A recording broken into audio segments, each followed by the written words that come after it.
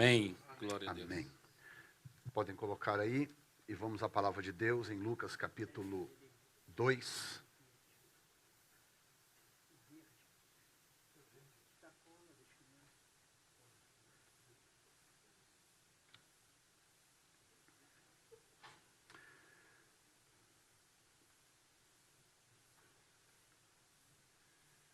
Vamos para Lucas capítulo 2, logo em seguida de entregar a sua oferta e dízimo. Hoje eu quero começar uma série que eu vou encerrar até no culto de Natal, sobre o nascimento de Jesus. Então eu vou falar sobre a trama do nascimento. Eu vou começar hoje e vou encerrar no culto de Natal, tá? E logicamente que cada culto eu vou abordar um aspecto diferente, algo que tem a ver com o nascimento do Senhor. Podem se assentar vocês, não tem problema. Hoje eu quero começar com Lucas capítulo 2.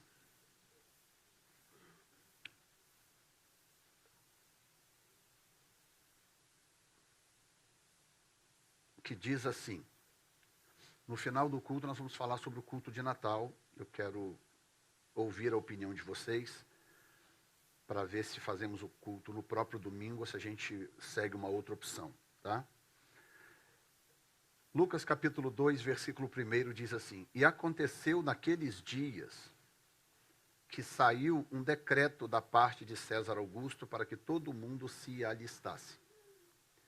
Este primeiro alistamento foi feito sendo Cirênio governador da Síria.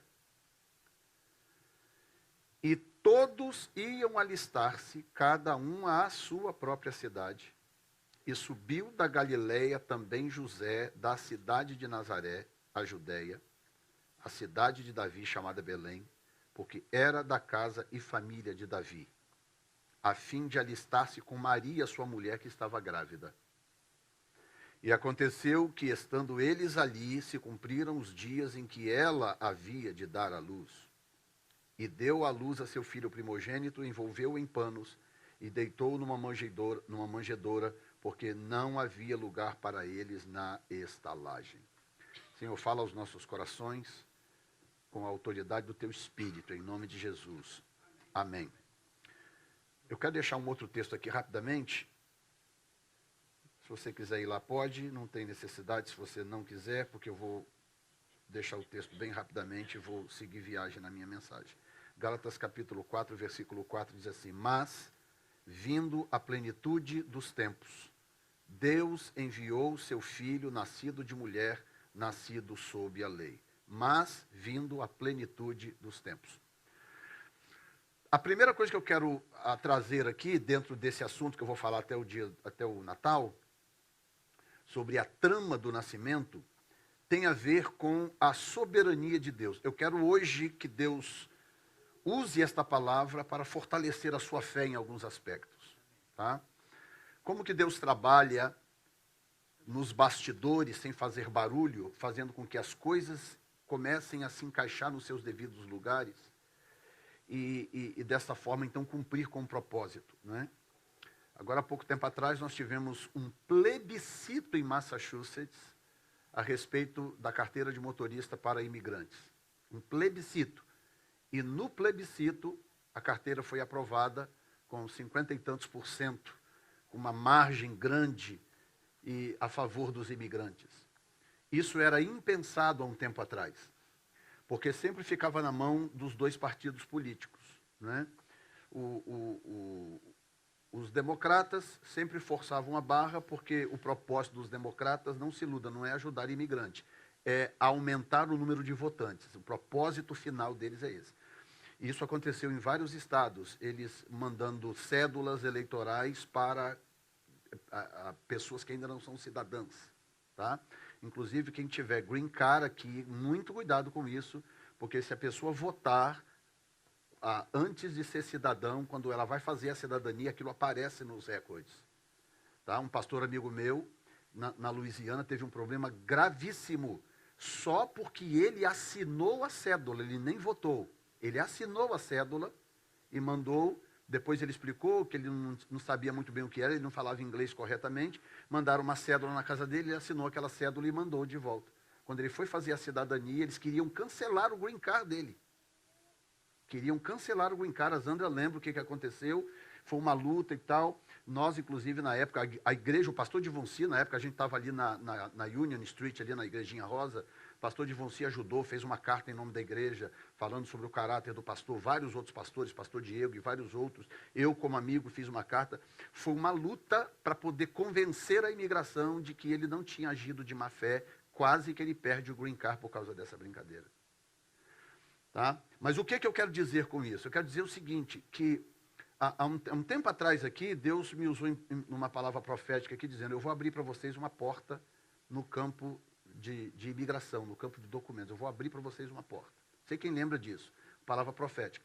Aí, mas como? A gente não tem ideia como que Deus vai fazer as coisas. Ele promete, ele diz que vai fazer, a gente não tem noção como que ele vai fazer. E aqui vai o segredo de você confiar na soberania de Deus, de que Deus tem um caminho. A história da carteira, o desfecho dela foi muito melhor do que se esperava, porque com a proposta indo para plebiscito, para votação popular, tornou-se um direito irrevogável. Nenhum partido político ou governador ou quem quer que seja pode voltar atrás ou revogar isso aí. Plebiscito é irrevogável. Só o próprio povo pode revogar um plebiscito. As autoridades não podem revogar. Então aconteceu da melhor maneira possível, porque houve uma promessa de Deus de que ele faria alguma coisa para amenizar o aperto e o sofrimento dos imigrantes, do seu povo. Na verdade, Deus está de olho no seu povo. Não é? A história que nós lemos aqui é muito interessante, porque em Gálatas, Paulo diz uma coisa interessante. Ele diz, na plenitude dos tempos, Deus enviou o seu filho nascido de mulher, nascido sob a lei. Plenitude significa que Jesus não nasceu numa época qualquer. Ok, vai lá, nasce, vamos ver se dá certo hoje, agora, dessa vez. Não, havia um plano desenhado, havia uma planilha divina, havia um propósito, e o tempo em si precisava chegar numa convergência que envolvesse alguns fatores.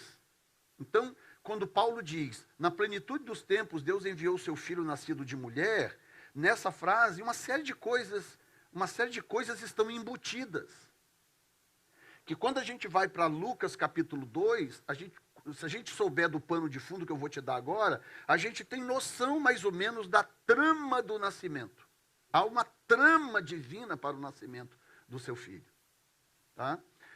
Por exemplo, na época desde os primórdios, desde lá de trás do Egito, a Síria, Babilônia, a Pérsia, Grécia e até chegar no Império Romano, havia um status quo, havia um comportamento padrão dos reinos, das nações.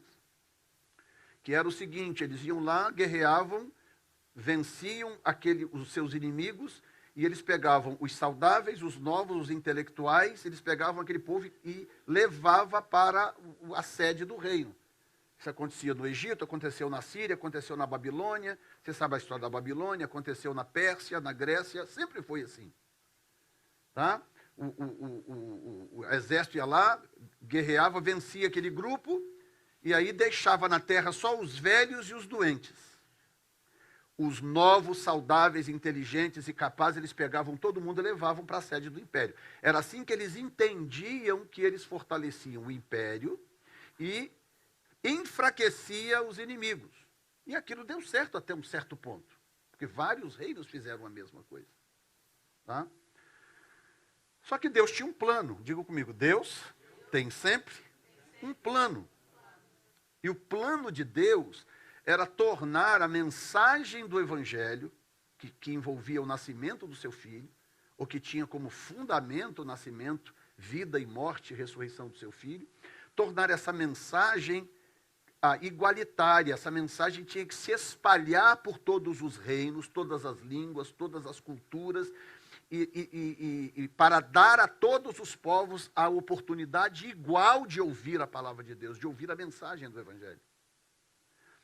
Então, era necessário uma mudança no status quo. Por quê? Porque como que como que as pessoas assimilariam o evangelho numa mentalidade pré-Roma, pré-Império Romano? Era muito difícil assimilar o evangelho, o plano de conquista do evangelho antes do Império Romano.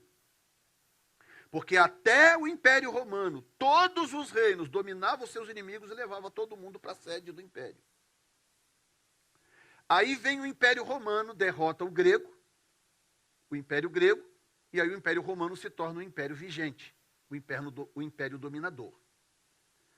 Aí César Augusto tem uma ideia, fala assim, o negócio é assim, dá muito trabalho esse negócio de ir lá derrotar o pessoal e trazer todo mundo para Roma. Isso dá muito trabalho, isso complica, isso vai alterar a cultura em Roma, e os hábitos vão mudar, chega um ponto que os dominados passam a ser maioria. Então ele falou, quer saber de uma coisa? Nós vamos mudar essa estratégia. Nós vamos lá, nós vencemos o povo, deixamos o povo na sua própria terra, colocamos um governador sobre eles e eles passam a pagar impostos para Roma. E nós damos a eles os benefícios de estarem pagando os impostos para Roma. Nós vamos construir estradas, vamos construir coliseus, escolas e uma série de benesses que o Império Romano tinha, porque já era um império bem evoluído para a situação da época, ou comparado a povos da época. Escute isto.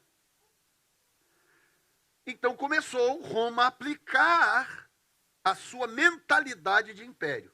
Então, eles chegavam, dominavam o povo, assim como fizeram em Jerusalém, por exemplo, em Israel, foram lá e dominaram Israel. Bom, agora vocês estão debaixo do domínio romano. Mas eles não levaram todo mundo para Roma. Ficou todo mundo lá, eles vieram, colocaram um governador na Judéia, um governador na Galileia, e eles agora reportavam para o imperador em Roma e recolhia imposto de todo mundo e mandava o dinheiro para Roma para poder pagar os impostos, para pagar as benesses. Que Roma causou uma série de benesses no mundo inteiro. Fez muita besteira, muita atrocidade, mas também trouxe muitas benesses no mundo inteiro. Até hoje, nós temos o modelo democrático governamental que nós temos hoje no mundo, até hoje vem de Roma. Né? Os gregos nos deram a democracia, os romanos transformaram o modelo democrático grego num sistema de governo funcional. O Senado foi criado por Roma. Até hoje esse modelo de Câmara, Senado, tudo isso vem de lá. Então, herança romana. Mas o que Deus estava de olho é o seguinte, ok, vai chegar o momento certo, eu preciso da plenitude dos tempos. Diga, plenitude dos tempos. O que é plenitude dos tempos, pastor Jefferson? É o momento ideal, é o momento em que a mensagem do evangelho alcançaria o máximo de pessoas com a sua proposta de colonização. O evangelho tem uma proposta colonizadora. Tá? Então, era muito difícil essa proposta vingar debaixo dos demais impérios passados. Aí vem o Império Romano e fala, não, nós vamos usar o sistema colonizador. Então, Roma começou a colonizar o mundo, mantendo cada um na sua terra, cada um cuidando do seu business, cada um fazendo o que, mas sob o domínio romano, pagando imposto para Roma. Um pouco antes disso, um pouco antes do Império Romano se tornar tudo isso que era, ainda sob o Império Grego, um imperador no Egito, o imperador grego no Egito, o Egito agora sob domínio do Império Grego, amava literatura, amava. Ele tinha não é livraria, biblioteca. Ele tinha uma biblioteca com um arsenal literário maravilhoso e tal, mas tinha algo que ele não tinha, que faltava. Ele não tinha os textos sagrados do judaísmo. Biblioteca maravilhosa, mas faltava aqui. Ele falou, não é possível, eu tenho que arrumar um jeito de traduzir esse material judaico para o grego, para eu poder ter na minha biblioteca. E aí ele vai e contrata vários eruditos, 72 diz a história, 72 linguistas profissionais, eruditos, e fala, eu vou bancar vocês, eu vou pagar vocês, e vocês vão pegar todos os livros sagrados chamados sagrados, que na verdade foram os apócrifos, foram os bíblicos, todos eles vocês vão traduzir para o grego, que eu quero ter uma cópia aqui na minha biblioteca. Isso muito tempo antes do Império Romano. Olha como que Deus joga xadrez. Ok, começou aquele, foram traduzindo. Todo o texto bíblico que nós temos hoje foi traduzido para o grego, que era o inglês da época. Hoje o inglês não é a língua mundial, dominante, onde você vai, você se vira bem com o inglês. Se vira bem. Pisou num lugar, fala inglês, você se vira. Arranha o inglês, se vira. Na época, essa língua era o grego. E agora nós temos todo o material bíblico traduzido para a língua que dominava o mundo da época. Em seguida vem Roma e traz a mentalidade colonizadora. E aí quando chega nessa época aqui, que é o capítulo 2, que Paulo chama de plenitude dos tempos, o momento em que o idioma era propício, o período em que o texto bíblico estava traduzido para que todos pudessem ter acesso, no período em que a cultura estava disseminada, que eles chamavam de helenismo, era a cultura grega que havia se espalhado pelo mundo inteiro. Então, as pessoas, para se virarem bem e sobreviverem naquela época, tinham que ter uma noção de grego, pelo menos. Precisava falar fluentemente, mas precisava. O Novo Testamento foi todo escrito em grego, para você ter uma ideia. Eram judeus que falavam aramaico, um pouco de hebraico, mas escreveram o Novo Testamento em grego. Porque se eles escrevessem em aramaico, ninguém ia ler aquilo. E quando chegou então a época em que o tempo convergiu para que a proposta do Evangelho pudesse ser entendida por qualquer mente, Deus enviou o seu filho. Deus falou, chegou a hora, agora vai. E aí o anjo Gabriel visita Maria na sua vilazinha lá, uma mocinha simples, uma mocinha sem vaidade, sem nada, uma moça simples, de mente simples, cresceu numa vilazinha judaica na Galileia. E Deus visita aquela menina e fala com ela que ela vai ficar grávida e vai dar à luz ao Filho de Deus.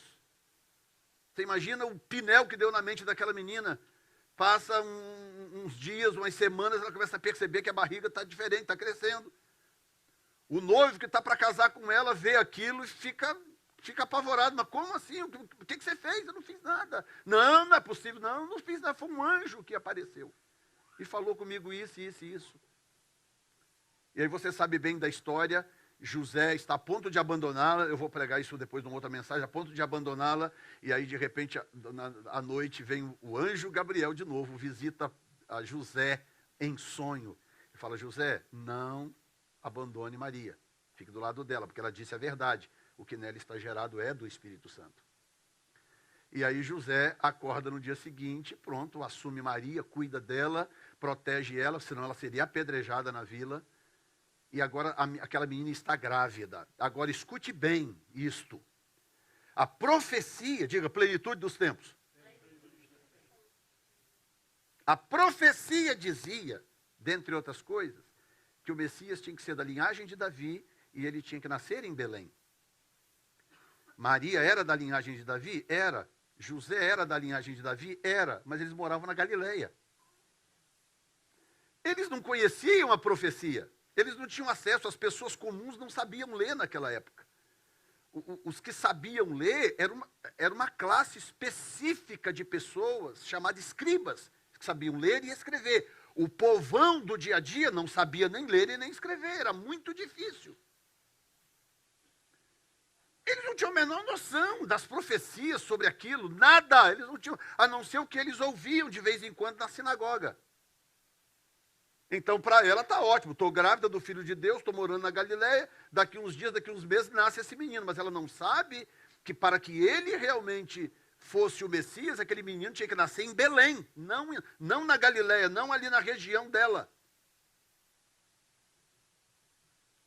Mas o que Paulo diz?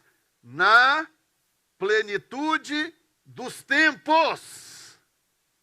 Deus enviou o seu Filho nascido de mulher, nascido sob a lei. Quando chega o período mais ou menos em que aquela gravidez está indo e a coisa está avançando para próximo de dar à luz, Deus vai lá e começa a cutucar o César Augusto. Deus começa a cutucar o imperador, para que o imperador exigisse de todo o império um recenseamento. E essa decisão, que não era simples, lembra que eu acabei de falar agora há pouco, que o sistema político que nós temos hoje nos países democráticos do mundo inteiro, esse sistema veio de Roma. O imperador romano era um cara muito poderoso, um cara que tinha realmente poder de imperador, mas ele era controlado em parte de alguns imperadores, os mais fracos principalmente, e aqueles que tinham medo do povo, que valorizava a popularidade, eles respeitavam o Senado.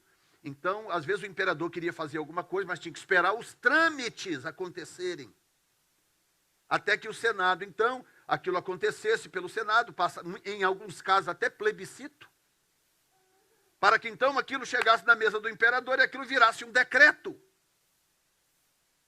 Diante de tudo que eu te expliquei até agora, Deus ainda está trabalhando por detrás, porque no dia, diz o texto, aconteceu naqueles dias que saiu um decreto de César Augusto. Saiu. Então o texto já está falando do decreto, pronto, saiu o decreto. Opa, tem um decreto aí, hein? E eles mandavam aquilo para os impérios, eles colocavam aquilo em lugares específicos para as pessoas lerem e tal, saiu o decreto. Mas a trama divina começou meses antes.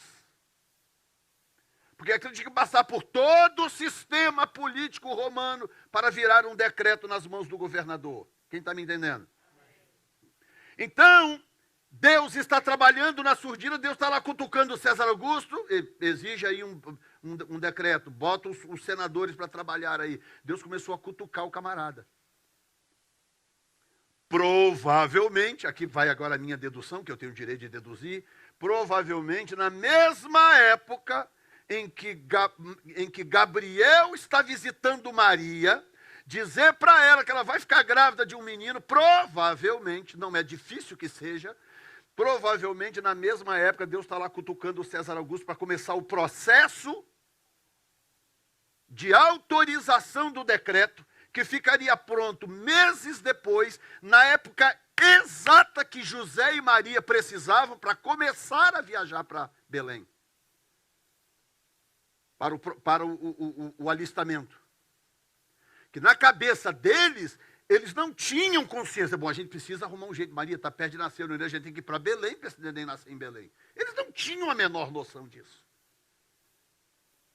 Diga comigo, a trama é toda divina.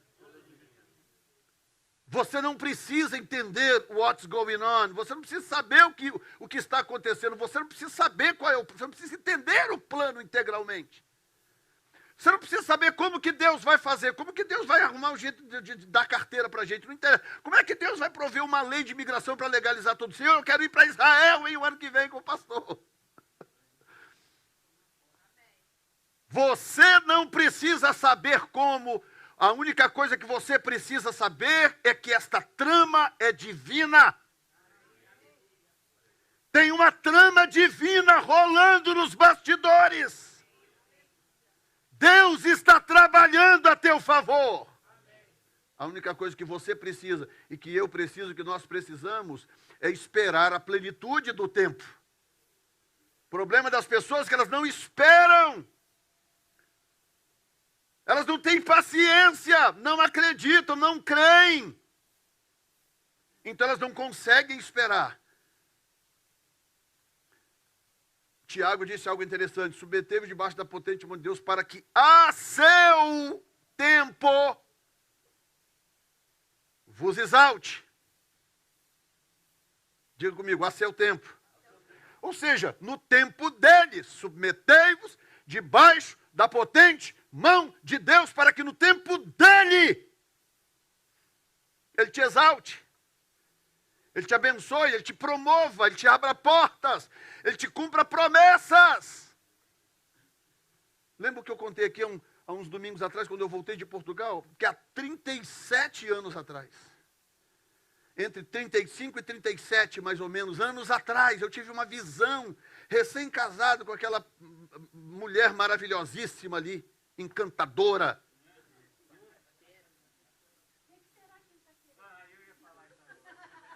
Não me comprometa. 35, 36 anos atrás, tive aquela visão, eu sentado num culto, um culto normal, eu não era nem o pregador, não era nada, eu estava no culto só. E eu estou naquele culto e vi uma presença de Deus muito grande. Aliás, meu irmão tinha pregado naquele culto, pastor Edson. E eu estou ali, de repente, me veio uma visão, eu estou num lugar diferente. Um lugar diferente. E eu ali naquele lugar, e eu olhava em volta assim, e eu lembro direitinho na visão que eu fazia uma panorâmica assim, e eu fazia aquela panorâmica assim, e eu falava, gente, que lugar é esse? Onde que eu estou? Passou, no dia seguinte a vida voltou ao normal, correria, tem que trabalhar, tem que pagar aluguel, tem que não sei o quê, que PVP, mais uma semana, mais um mês, mais um ano, e a vida vai, e nada acontece, está tudo normal. Esqueci por um tempo, aquilo some da mente, e a vida vai embora.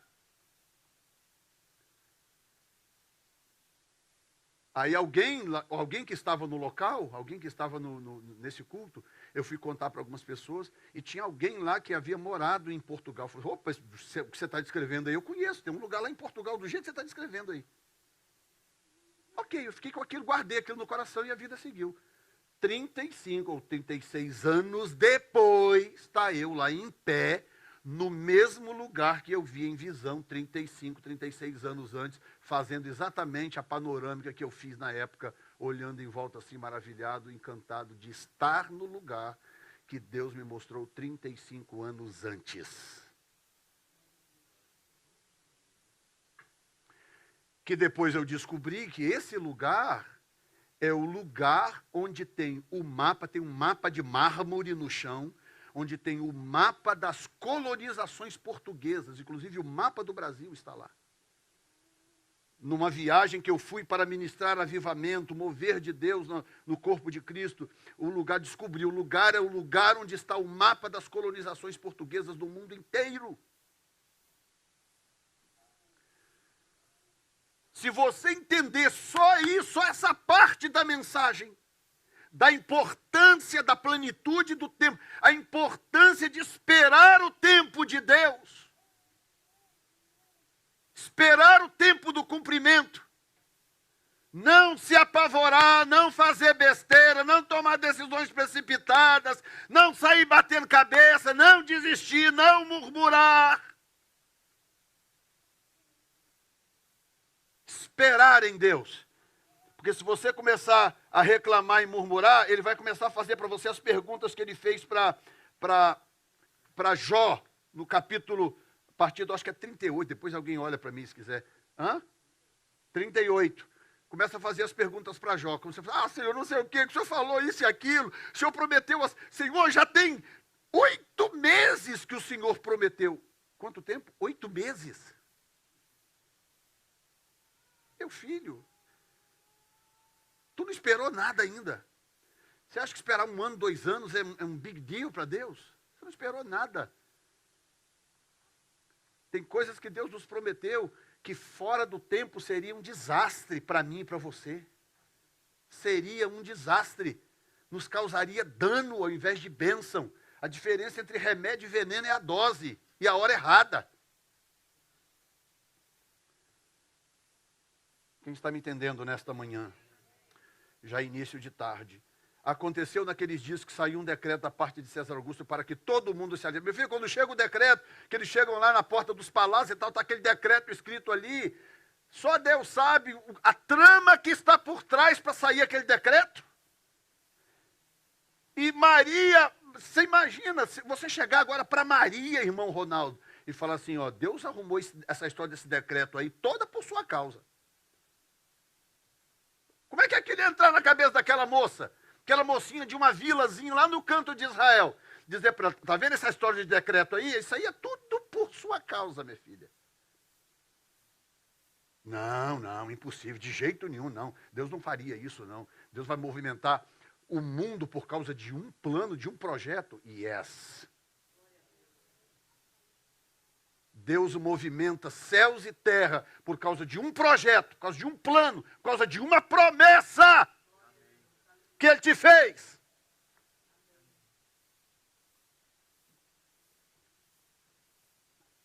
Aí o texto diz, este primeiro alistamento foi feito sendo Cirene governador da Síria. Ou seja, Lucas é um historiador. E o fato desse texto estar no livro de Lucas, ele ganha uma força ainda maior, porque Lucas era historiador. Isso aqui foi pesquisa de Lucas. Ele está dando informações históricas. Basta ir pesquisar nos anais que vai descobrir. Está aqui o nome do imperador, está aqui o nome do governador da Síria. Está tudo aqui. Pode pesquisar que esse decreto existiu. É isso que Lucas está fazendo. Ele está dando informações históricas. Verso 3. Aí, na cabeça de César Augusto, o negócio é o seguinte, eu quero que cada um se registre na cidade da sua família, na cidade da sua descendência. E todos iam alistar-se, cada um à sua própria cidade. Diga comigo, tem trama de Deus nessa história. Porque no final das contas, não adiantava Jesus ser Jesus, maravilhoso do jeito que ele foi e tudo, mas ele nascido na Galiléia, em Nazaré. Não adiantava. Nascer em Cafarnaum, não adiantava ele ser maravilhoso, fantástico, mas nascer no lugar errado.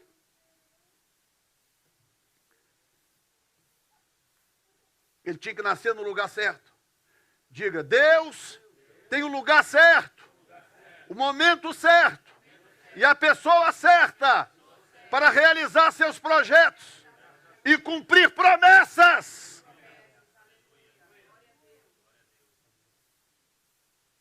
Tem o lugar certo, tem tudo. Nós estávamos tão sossegados lá em Colatina, 22 anos atrás, sossegados. E assim, estava bem, né? Estava tranquilo, estava bem, a cidade está lá boa, nós vamos voltar agora o ano que vem lá, em Colatina, está lá, todo mundo lá nos ama, todo mundo tem saudade e tal, está tudo maravilhoso, o lugar ideal para se aposentar, para ficar, o ministério ir embora pro resto da vida. Aí Deus vira e fala assim, não, eu vou levar você para um outro lugar, eu tenho um outro projeto, um outro lugar, não dá para realizar esse projeto aqui. Mas do meu ponto de vista estava tão bom, estava tão legal, estava tão joia. Sabe, a gente tinha progredido, estava morando bem, a coisa estava boa, eu já estava vendo o fruto do meu trabalho. Porque as pessoas veem o que você está colhendo, mas elas não sabem do seu embornal, né? Ou como dizia o roceiro, do embornar. Né? Ele não sabe do quantos embornais você já esvaziou lançando semente na terra. Não sabe. Aí chega a colheita, você começa a colher, Deus começa a te abençoar, Deus começa a te elevar, a te promover. Humilhar-vos diante da potente mão de Deus para que a seu tempo Ele te exalte. Deus tem prazer de exaltar as pessoas. Uma vez que elas sejam quebrantadas, humilhadas devidamente e não se exaltem, Deus pode te exaltar. Você não pode se exaltar. Deus pode te exaltar. Uma vez que tudo está alinhado, Ele tem prazer. Vira para Abraão e falou, olha, vamos fazer um acordo aqui, você faz o que eu te mando e eu te abençoo e abençoo os que te abençoarem. E em ti serão benditas todas as famílias da terra. Vamos fazer esse acordo? Vamos. Pronto, virou esse homem que hoje a gente fala dele todo dia, toda hora, quase toda mensagem. Em algum lugar tem alguém falando de Abraão nesse exato momento. Porque Deus exaltou o cara, Deus levantou o cara, promoveu o cara. Estou agora aqui citando Paulo. Deus virou para Paulo e falou, não, eu vou te levar para você pregar para os reis da terra, mas eu vou te ensinar antes o que é sofrer pelo meu nome.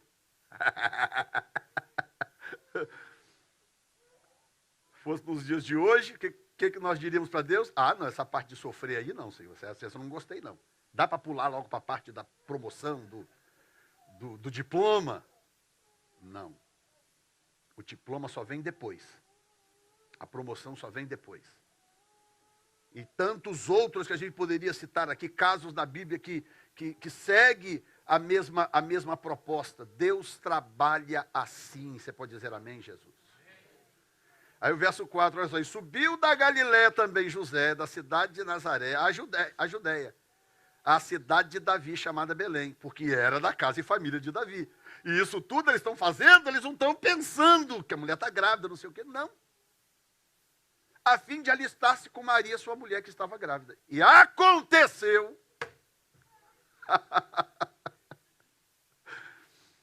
E aconteceu, de estando lá, cumpriu-se os dias de dar à luz.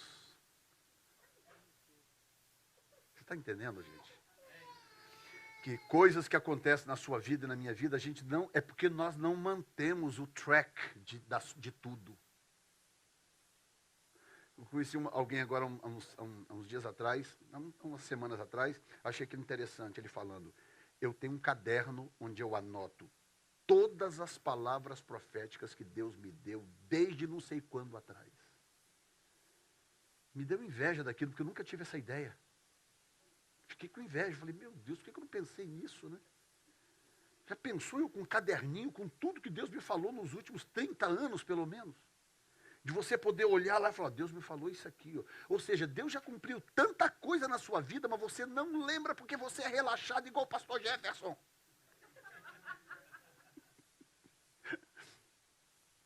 Mas quanta coisa que Deus já cumpriu na sua vida que você não lembra mais que Ele falou que ia fazer. E Ele falou há uns primórdios atrás e já aconteceu. E você só surfando na onda, só aproveitando daquilo, mas você não lembra. Não, Deus falou isso aqui, olha a fidelidade de Deus aqui de novo, olha aqui acontecendo. Ó. Deus prometeu e Deus está cumprindo. Tem alguém aqui ou foi todo mundo embora? E aconteceu que estando eles ali, é isso que você precisa entender, meu Deus, você precisa entender isso. Você precisa estar no lugar certo, você não pode ficar por aí, ponga aqui, ponga ali, não sei o quê, não tem raiz, não para em lugar nenhum e fica aquela coisa. Às vezes Deus quer fazer, mas não dá tempo, Deus vai mexer, já pulou para o canto de cá. Já, sabe, fica aquela coisa, pessoas instáveis, pessoas inseguras, indecisas. Deus quer fazer alguma coisa, não dá tempo dele fazer. Não dá tempo. Eu conheço casos e casos de pessoas, inclusive pessoas da nossa época, pessoas do nosso ciclo de relacionamento, pessoas que têm história muito parecida com a minha da Zandra, por exemplo. Sabe, que poderiam hoje estar vivendo coisas gloriosas de Deus e tal, estão na mesma mesmice de 30, 40 anos atrás. Impressionante.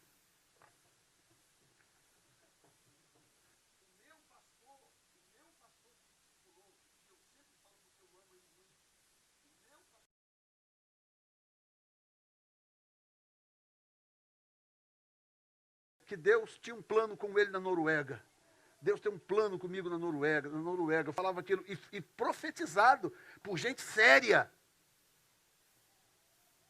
Mas ele nunca experimentou aquilo, nunca deu passo na hora. Ele não estava no lugar certo na hora certa para Deus cumprir o que prometeu. E aconteceu que estando eles ali, e esse estando eles ali, você sabe da história, né? Não tinha lugar na hospedaria, está lá José com a mulher em cima de um burrinho, de um jumentinho, com a barriga desse tamanho, e começando a sentir aquele incômodo, aquela coisa e tal, e aí dá aquele, para o homem é um apavoramento, né? Se a maioria dos homens aqui for como eu, começa a contração e me apavoro na hora. E o medo como diz, do negócio começar a brotar ali comigo, eu ali sozinho. O que eu vou fazer com aquela cabecinha lá aparecendo?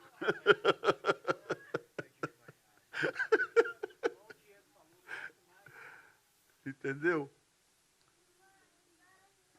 Estando eles ali, mas para eles estarem ali, meu filho, o preço foi alto. Não é que eles chegaram, aí tinha um grupo na entrada da cidade cantando, oh, salve Maria agraciada, o Senhor é contigo, mãe do Salvador. Aí o coral cantava, amém, amém. Ou seja, recebida com festa, com honra, a mãe do Salvador. Aí no meio já está Gabriel também lá com uma espada incendiada. Vem bendita do Senhor, que agora chegou a hora do seu parto. Já tem uma família rica ali com uma cama de seda para te receber.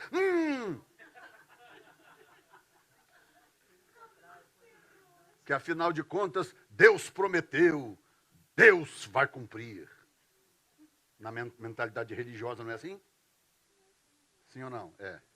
Não, chega a Maria em cima daquele jumentinho, aquela coisa de José, pera um pouquinho, meu amor, pera um pouquinho. Fulano, não tem não, aqui não. Pá, a porta bate na cara. Também não. E aquele sufoco e vai. E aí, de repente, ele chega numa casa e fala, eu não sei o que eu faço, minha mulher vai dar luz, eu não estou achando lugar na hospedaria. Eu posso hospedar vocês aqui na estrebaria. Tem aquela estrebaria ali. Pode, já vai entrando com a mulher, já vai forra pano no chão e espalha palha.